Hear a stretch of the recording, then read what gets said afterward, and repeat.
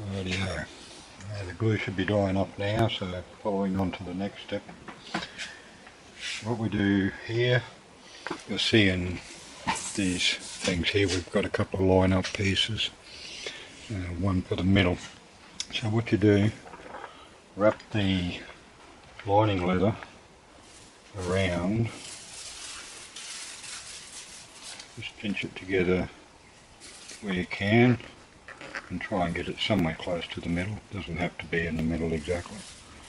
Right, get the clamp, push it all the way in and let it go, and that'll give enough pressure for it to be right. Just make sure that the whole thing's able to sit down nice and flush at the base and up the top. The following on part to that is that you have the 5mm spaces, and once again, just using those two markers up the top here, you'll see roughly where to line up those points. And push this one all the way down to the bottom and make sure that it is touching firmly on the bottom, because the next step to that, this is the medium sized one, the next step to that is locating this, which gives you the spring and the shape, and you push it down flat onto that. So now we have, now we have that there. Now after that's located, you can just simply pop the spacer off, and that should give us a nice even spacing all the way around on both sides. Following that, the next step is, this is where I like to get a little bit of an idea. As I said, we've got 5mm space there, so I'd like to have a similar distance from the end. Right, this is cut pretty much to the length, so start off by putting that up there and on. Alright, now you can go about doing this in a couple of different ways, but don't pull it too tight because you may make it too long, but you do want to put a little bit of pressure on it. Okay, there is a little bit of trimming at the end of this to get everything nice and flush to the surface, so it's best not to, definitely don't finish short of the edge. But because you get different thicknesses of leather, I have to make this top pattern just a little bit wide.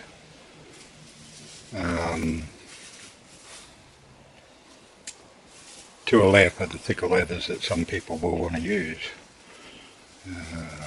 You can cut it wider than my pattern if you like. As you see here now, I just go around once I've located it and just push down the edges. Yep.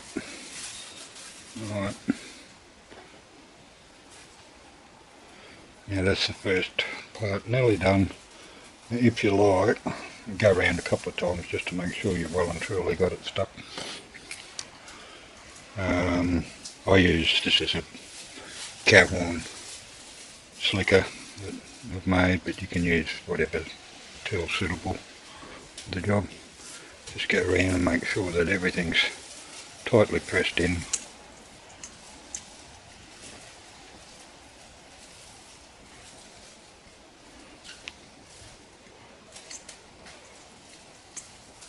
Okay, and at that stage we can undo this and take it off, and then we'll go through the trimming process on that shortly. You can let it dry off for a little bit, but if you look there closely at it, you'll see there's just little bits that need to be trimmed up to get it all nice and flush. Right, put that aside. Now the other one, same story. We do the same procedure as we did on the first one. Run that around.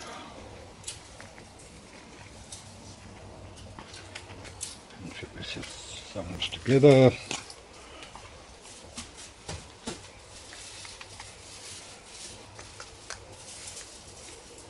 Right. Okay, now I've got that prepped up. Put the spacer on. That's why we had trouble before.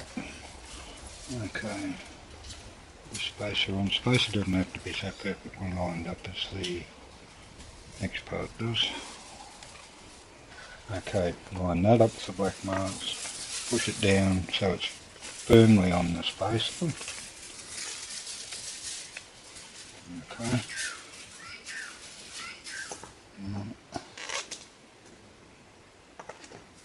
Double check that everything is sitting flush to the bottom before we take that spacer off. It's not looking too bad now.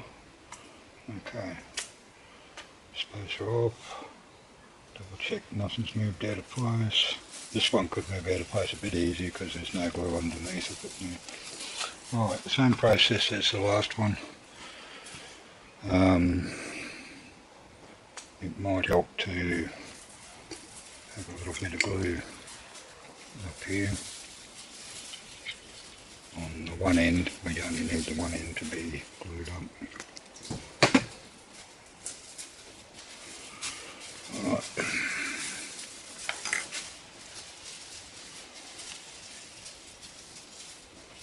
Past about our 5mm or so. Right.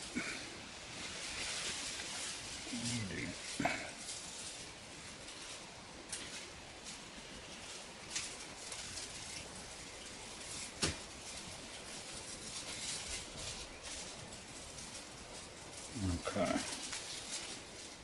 Now it's worth taking a little bit of time at this stage, just to be sure that things are going down where they're in the right location. It'll take an extra minute, but it'll save you a lot of time later if you don't get it right. Okay.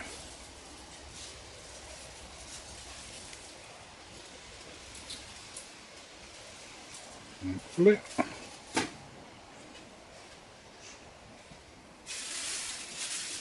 Same as the last one. Now we go down, press it around.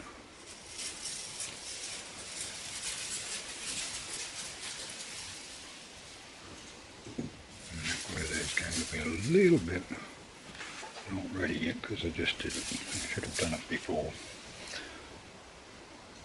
Okay. Once again, round.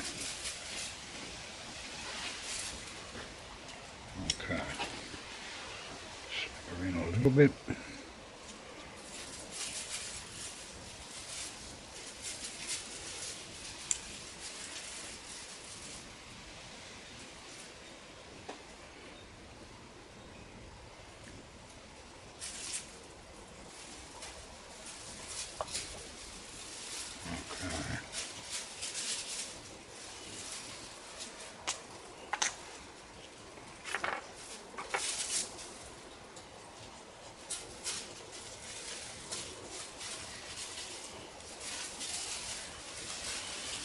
Right. At this stage here, I'd probably prefer for the glue to dry off a little bit before I get involved in the trimming. As I said, at this stage here, there's a couple of different ways of trimming and cleaning up. You can either put it down on there, and as long as you've got a really sharp knife, you can follow along and trim to the plastic, but you do have to be sure that one side's quite true before you do that. So I do have a preference. I like using my little scissors before, as I said, but for some people these shears might be worth having as well. Now my goggles there. I like to put my goggles on before I do something like this because the eyes are not that good anymore. Now, if you don't try and go too far in one hit, you'll get a better job with the trimming, as you see here, I hope to be able to show. I'm getting a reasonable bit off. I have a tendency when I do this to get more on one side nearly right and the other side I generally end up doing a bit more trimming. So I'll trim these up as I'm showing you here now and come back after I've got that trimmed up. Okay, just finishing up now. I've been around and trimmed the bangles. Mostly it's turned out fairly well. In some cases, if you think you need to, depending on the edging and that sort of stuff, I do show in another video where I was showing a bit of edging, a simple sanding block like that. See if I can wind that up a bit. Simple sanding block. On this one here, I've already done a bit of sanding. I don't know if I'll be able to pick up, it's a bit fuzzy on the edge, but on this edge here I haven't touched it. So just to show you the preparation with a bit of sanding. A little bit from the inside out, just to take any little bit of sharp edge off.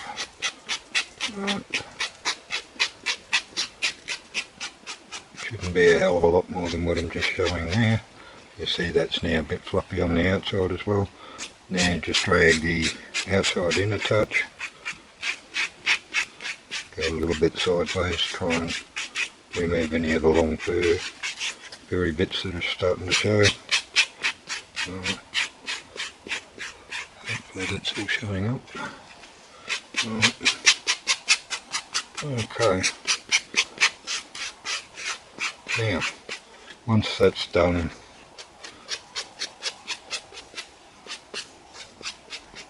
a little bit of side sanding just to try and remove any longer bits that are showed up.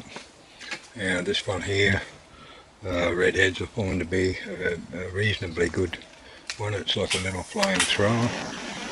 Let's see if you can chuck out a fair bit of flame.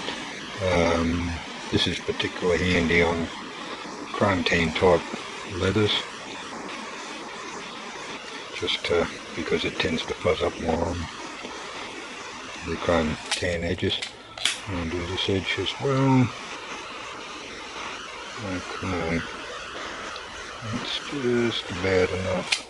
After that's done, you just carefully run around, have a look, see if there's anything still sticking up much. A little bit just there. Okay, that's that one.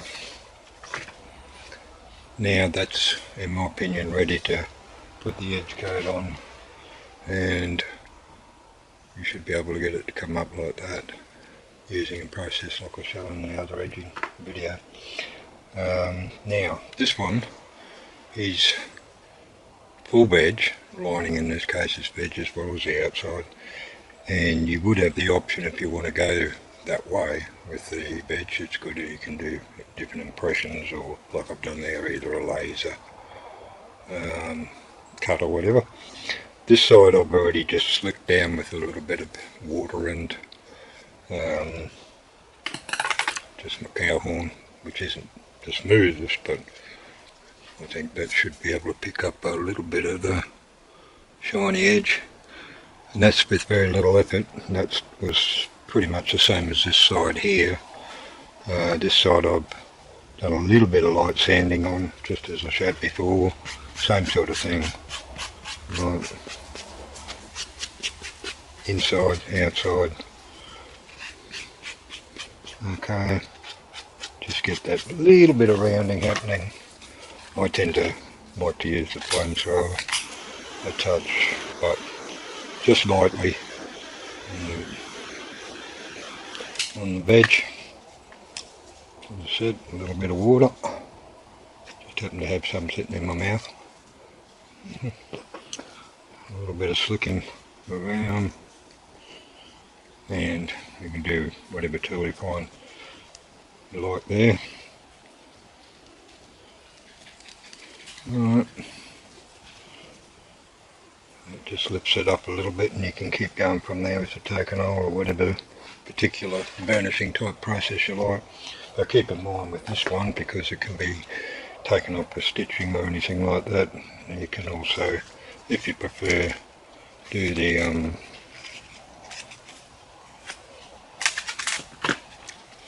lay it out flat to do your lacing, or you could even, if you prefer, do your sanding on the machine with it out flat and then put it all back, and to some degree burnishing and so on.